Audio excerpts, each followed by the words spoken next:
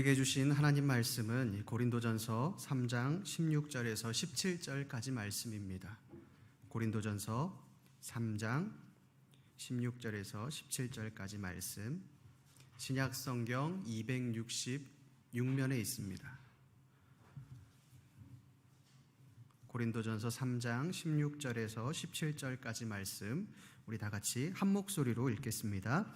너희는 너희가 하나님의 성전인 것과 하나님의 성령이 너희 안에 계시는 것을 알지 못하느냐? 누구든지 하나님의 성전을 더럽히면 하나님이 그 사람을 멸하시리라. 하나님의 성전은 거룩하니 너희도 거룩하니라. 아멘.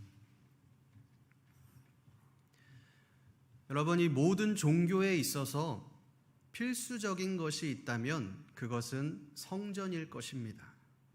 모든 종교는 이 성전을 가지고 있습니다. 우리가 잘 아는 이 그리스 로마 신화만 봐도 그렇습니다. 로마 신화의 그 신들을 보면 그 신들을 상징하는 신전들이 있습니다. 제우스 신전이라든지 또 헤라 신전, 또 파르테논 신전의 사진들을 보면 얼마나 웅장하고 멋있는지 모릅니다. 그 신의 힘이 강하면 강할수록 신을 상징하는 신전 또한 더 거대하고 웅장하게 지어지는 것들을 우리가 보게 됩니다. 왜 그렇습니까? 그 신이 머무르는 장소가 신전이라고 생각하기 때문입니다. 그 신이 어떤 신이냐에 따라서 신전도 달라집니다. 그 신전 자체가 신을 대표하는 정체성이 되어집니다. 고대 이 세계 7대 불가사의가 있습니다. 이것은 이 사람의 손으로 이루어낸 건축물 중에 가장 기적적이고 불가사의한 건축물 7가지를 모아놓은 것입니다.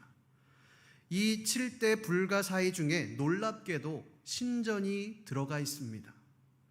아르테미스 신전이라고 하는 신전입니다. 그런데 그 외에도 이 제우스 동상, 로도스의 동상 등 이 신전과 관련된 건축물들이 7대 불가사의 이 7개 중에 무려 3개나 속해 있습니다. 고대에만 그럴까요? 그렇지 않습니다.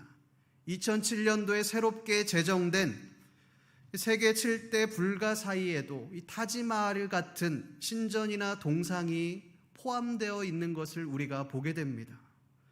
여러분, 이것이 뜻하는 바가 무엇이겠습니까? 종교에 있어서 이 성전이 그만큼 중요하다라고 하는 것입니다. 그러기에 정성을 쏟고 이 성전을 짓기 위해 할 수 있는 모든 노력을 총동원하여 성전을 짓는 겁니다. 이렇게 정성을 쏟으니 우리가 볼 때 저걸 어떻게 지었을까?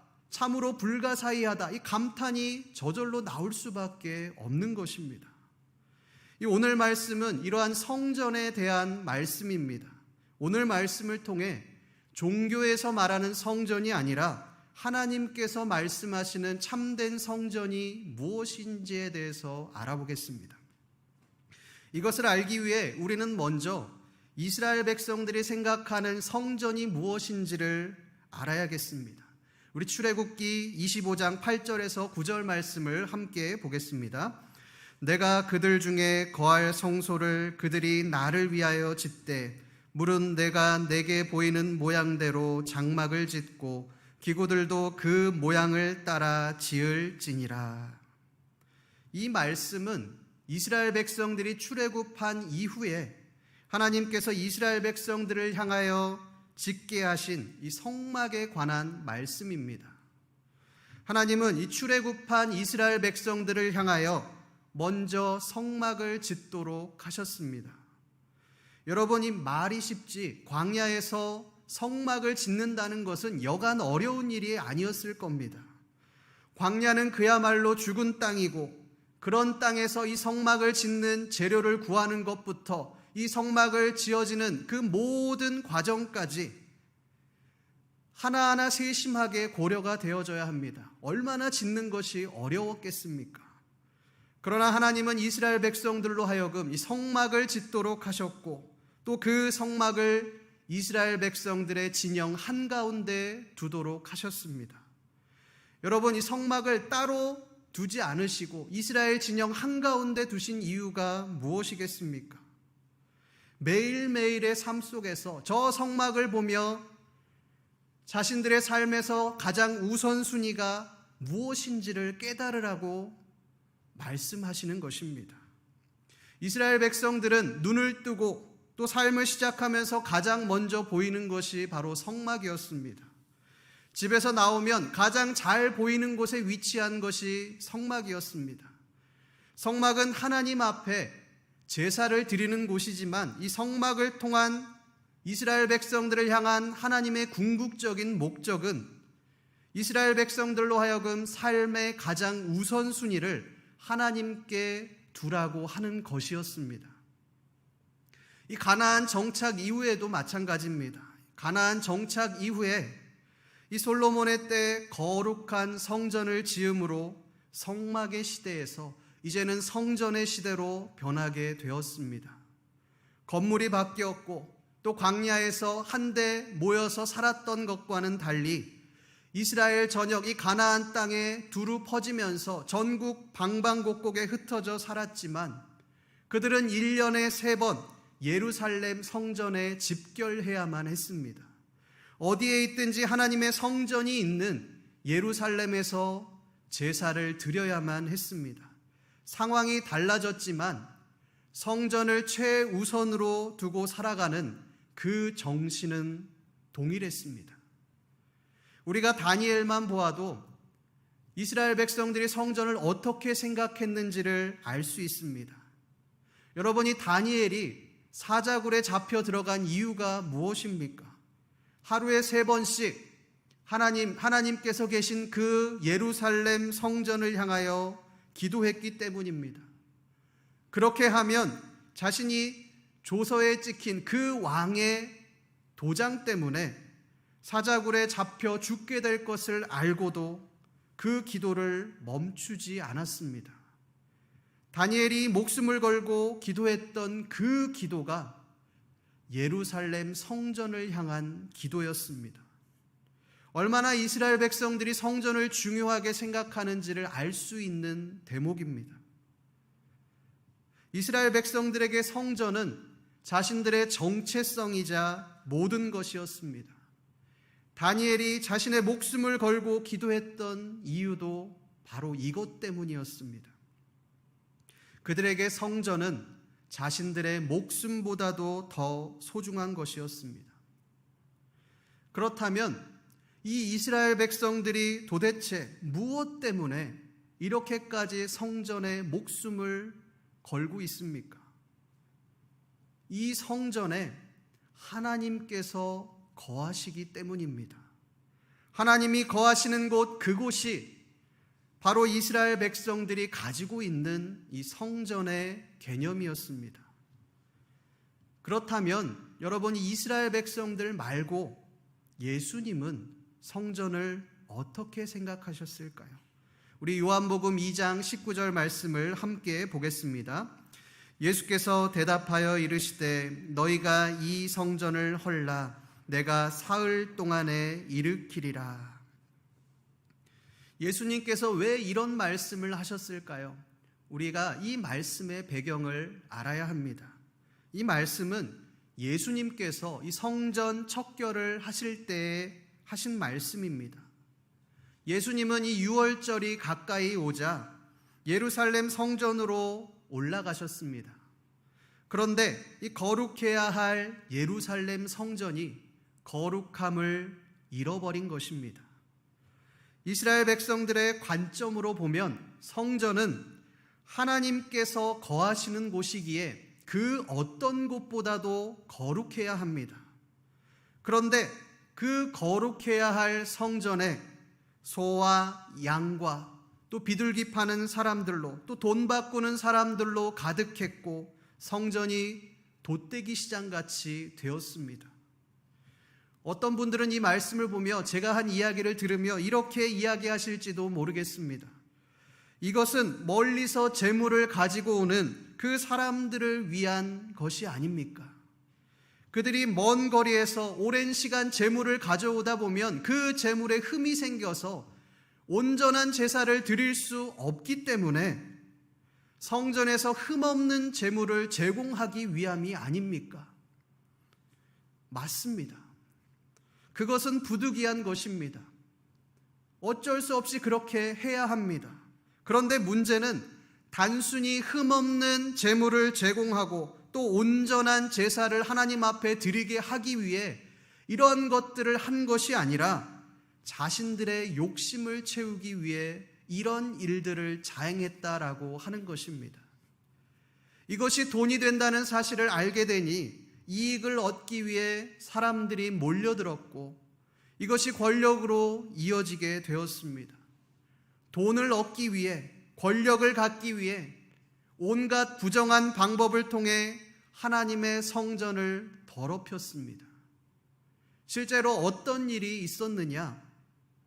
이 제물에 흠이 있는지 없는지를 제사장이 판단을 하고 결정을 하는데 멀리서 온 제물의 경우에 흠이 없어도 흠이 있는 것으로 판단하여 이 불합격 판정을 내린 일들이 있었다라고 하는 것입니다. 반대로 이 성전에서 산 제물의 경우에는 어떤 것도 불합격 판정을 내리지 않았습니다. 그러니 사람들은 이 울며 겨자 먹기로 제물을 돈을 주고 살 수밖에 없는 것입니다. 뒷돈이 오고 갔겠죠. 돈을 조금이라도 더 벌기 위해 불법, 이 더러운 일들을 자행했을 것입니다. 여러분이 거룩해야 할 성전이 더럽혀졌습니다. 가장 거룩하고 이 본을 보여야 할 제사장들이 권력을 잡고 또 하나님의 이름으로 온갖 악행을 저지르고 있습니다. 예수님은 이 모습을 보시고 너희가 이 성전을 헐라 내가 사흘 동안에 다시 일으키리라 라고 말씀하신 겁니다. 너희들이 거룩하여 함부로 만지지도 못하는 그 성전, 너희가 목숨과도 같이 여기는 그 거룩한 성전이 더럽혀졌다라고 하는 것입니다.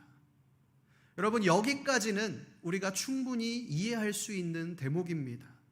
그런데 예수님이 이후에 뭐라고 말씀하십니까? 내가 이 성전을 헐어버리겠다. 예수님의 이러한 선포는 당시에 엄청난 충격적인 선포였습니다. 여러분이 유대인들의 입장에서 한번 생각해 보십시오. 자신들의 정체성이자 목숨보다도 더 중요한 그 성전을 헐어버리겠다. 이것은 성전을 모독하는 것입니다. 성전을 모독한다라고 하는 것은 단순히 건물을 모욕한다 이 정도의 수준이 아닙니다. 신성 모독, 하나님을 모독하는 행위입니다. 율법에서 이 신성 모독은 죽음입니다. 돌로 쳐서 죽여야 하는 것이 아주 당연한 것입니다. 그러니 유대인들의 입장에서는 예수님을 죽여야 하겠는 겁니다. 이것이 기본적으로 유대인들이 가지고 있던 예수님에 대한 사고관이었습니다. 그러나 예수님은 이 유대인들의 사고관을 완전히 깨트려 버리십니다. 유대인들이 끔찍히 소중하게 여기는 그 성전이 아무것도 아니다라고 그렇게 말씀하십니다.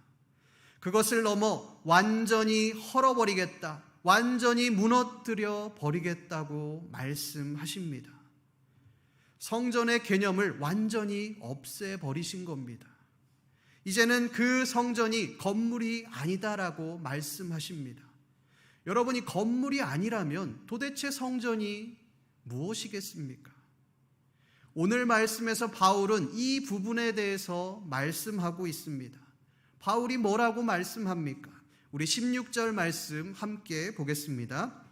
너희는 너희가 하나님의 성전인 것과 하나님의 성령이 너희 안에 계시는 것을 알지 못하느냐. 여러분, 앞서 이야기했지만 우리가 성전에 대해서 가지는 일반적인 이미지는 신비하고 또 성스럽고 절대로 침범해서는 안 되는 영역입니다. 이것의 전제는 인간이 거룩하지 않다라는 것을 전제로 하고 있습니다. 인간은 거룩하지 않기에 성전에서의 제사를 통해 거룩을 입고 하나님께로 나아간다라고 하는 것이 전제되어 있습니다. 성막도 그랬고 성전도 마찬가지입니다. 그런데 바울이 뭐라고 말씀하고 있습니까? 너희가 하나님의 성전이다라고 말씀하고 있습니다. 여러분 생각해 보십시오. 우리가 어떻게 성전이 될 수 있습니까? 우리는 성전이 될 수 없습니다. 성전이라는 뜻이 무슨 뜻입니까? 거룩한 곳이라는 뜻입니다. 거룩한 장소입니다. 우리가 거룩한 장소가 된다. 이건 있을 수 없는 일입니다. 우리의 삶을 보십시오. 아니 인간의 삶을 한번 보십시오. 죄를 짓지 않는 사람이 있습니까? 단 한 사람도 없습니다. 여러분 성전이라면 우리가 성전이라면 거룩하고 순결해야 되는 것 아니겠습니까? 고귀하고 거룩한 삶을 살아야 하는 것 아니겠습니까?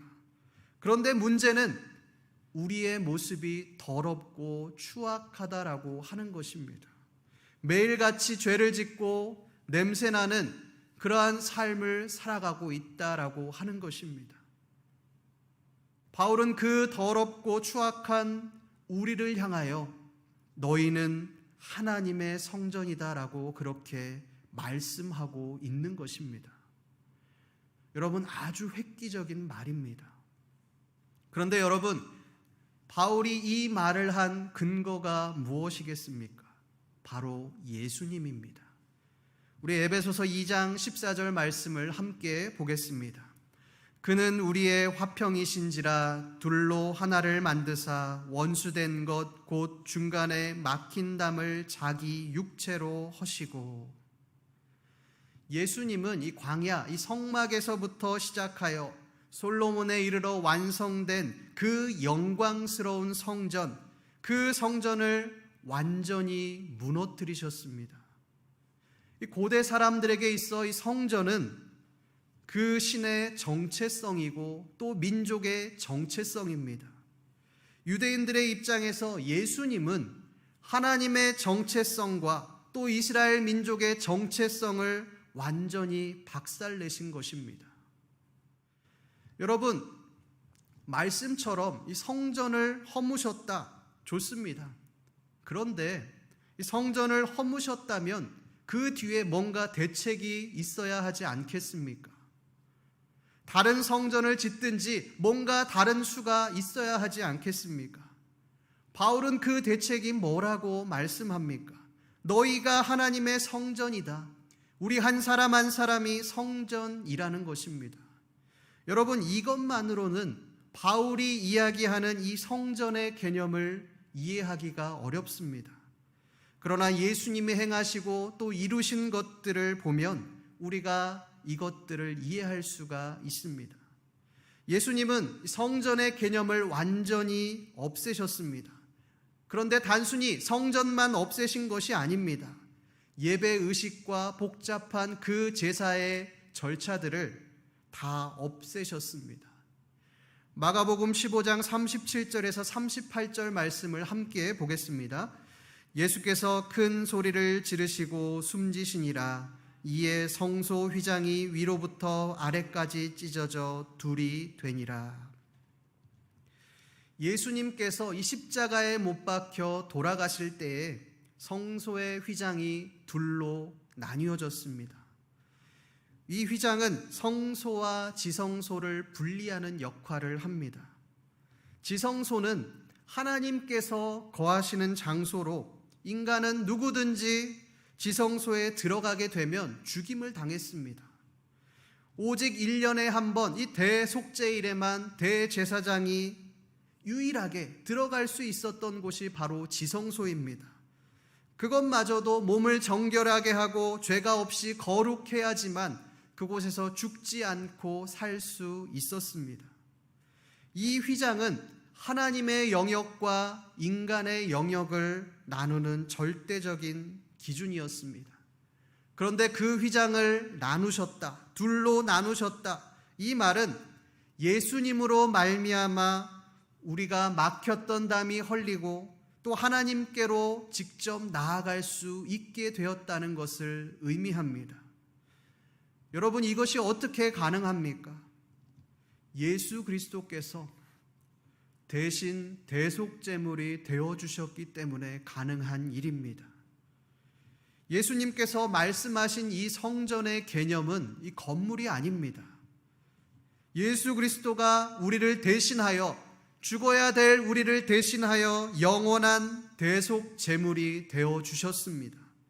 우리가 직접 하나님께 나아갈 수 있는 거룩한 성전이 예수님 때문에 가능하게 되었습니다. 이스라엘 백성들은 이 하나님께 나아가기 위해서는 성전으로 나와야만 했습니다. 제물을 가져와야만 했습니다. 이 제사의 복잡한 절차들을 거쳐야만 하나님 앞에 나아갈 수 있었습니다. 그러나 예수님께서 이 제물을 대신하여 대속제물이 되어 주셨습니다.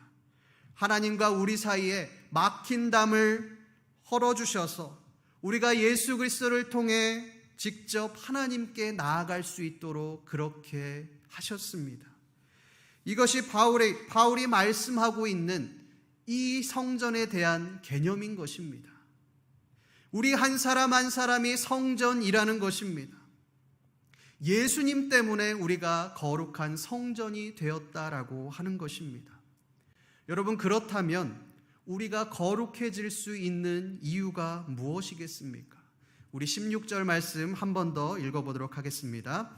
너희는 너희가 하나님의 성전인 것과 하나님의 성령이 너희 안에 계시는 것을 알지 못하느냐?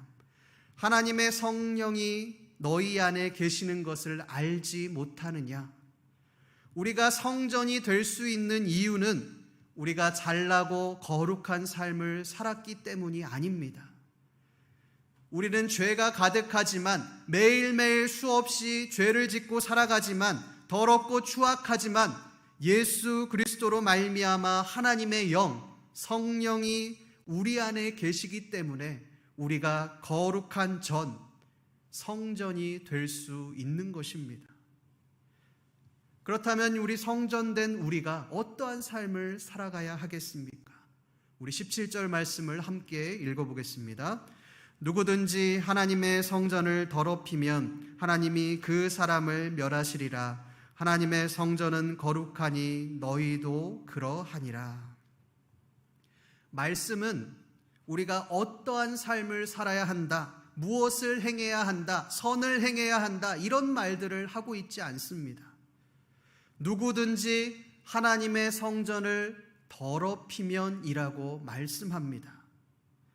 사실 모든 종교들은 선한 삶을 살도록 유도합니다. 힌두교의 경우에 구원을 받기 위해서는 고행을 해야 한다고 말합니다. 불교의 경우에는 수행을 이야기합니다. 이것들이 무엇입니까? 내가 무언가를 얻기 위해 노력하고 수행함으로 내가 거룩해지고 선해진다는 것을 전제로 합니다. 내가 구원을 받기 위해서는 노력을 해야 하고 수행을 해야 되고 고행을 해야 된다는 말입니다. 그러나 기독교는 그렇지 않습니다.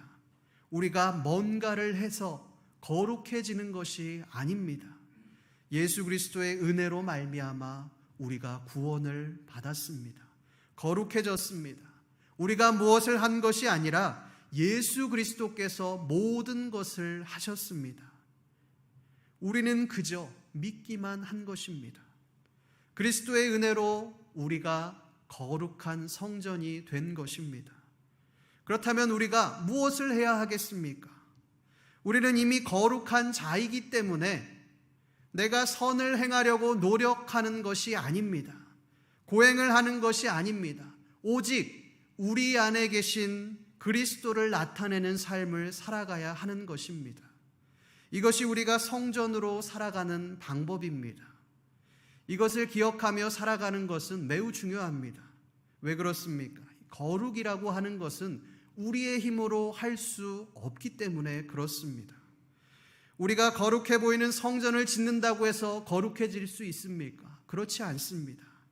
우리가 거룩한 행실들을 한다고 해서 거룩하다고 말할 수 있습니까? 그렇지 않습니다. 우리가 거룩한 삶을 살기 위해서는 우리의 몸이 거룩한 하나님의 성전이라는 것을 깨닫고 우리 안에 계시는 하나님을 나타내는, 그리스도를 나타내는 삶을 살아야 하는 것입니다. 그때 우리는 진정 거룩한 삶을 살 수 있게 되는 것입니다. 갈라디아서 2장 20절은 이렇게 말씀합니다.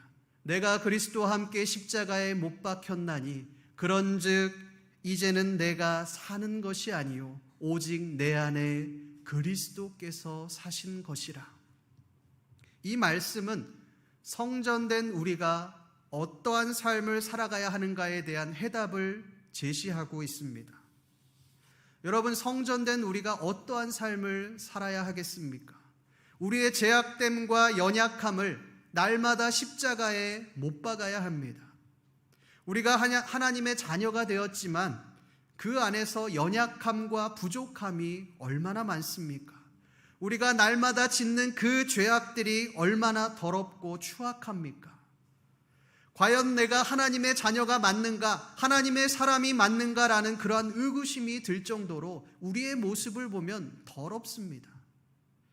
구원받을 만한 자격이 하나도 없습니다. 그러나 그 죄악을 매일매일 십자가로 가져가는 것입니다. 예수님과 함께 우리의 죄악을 십자가에 못 박는 것입니다. 그리고 난 이후가 중요합니다. 말씀은 어떻게 하라고 말씀합니까? 이제는 내가 사는 것이 아니요 오직 내 안에 그리스도께서 사시는 것이라. 우리가 날마다 우리의 죄악을 십자가에 못 박을 때 우리 안에 그리스도가 살게 된다라고 그렇게 말씀하고 있습니다. 오늘 말씀에서 우리가 거룩한 성전이다라고 하는 것은 바로 이것입니다.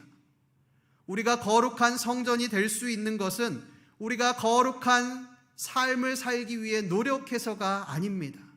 오직 우리 안에 거룩한 영, 성령님께서 내주하시고 우리 가운데 역사하시기 때문에 우리가 거룩해지는 것입니다.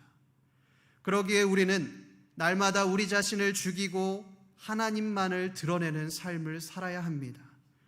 우리가 죽어질 때 우리 안에 계신 그리스도가 나타나고 또 그것으로 말미암아 거룩한 삶을 살게 될 것입니다. 성도 여러분, 신앙은 항상 역설입니다. 세상은 강한 자가 이긴다, 강해져라, 높은 곳에 올라가야 섬길 수 있다, 그렇게 이야기를 합니다. 약육강식, 강한 자만 살아남는다고 그렇게 이야기합니다. 그러나 말씀은 반대로 항상 역설을 이야기합니다. 높고자 하면 낮아져라, 먼저 된 자가 나중된다, 이렇게 말씀합니다. 성전된 우리의 삶도 마찬가지입니다. 우리가 죽어지면 우리는 거룩해집니다. 우리가 죽어지면 우리 안에 계신 그리스도가 나타나게 되어집니다. 성도 여러분, 코로나로 인하여서 얼마나 답답하고 힘든 삶을 살아가고 계십니까? 교회에 마음대로 예배드릴 수 없고 또 함께 예배할 수 없는 상황 가운데, 교제할 수 없는 상황 가운데 우리가 놓여 있습니다. 어떤 분들은 이런 상황을 보며 하늘이 무너지는 것 같다고 호소하기도 하셨습니다. 그러나 여러분, 이 말씀을 통해 우리가 힘을 내시기를 소망합니다. 성전은 건물이 아닙니다. 우리 한 사람 한 사람이 거룩한 하나님의 성전입니다.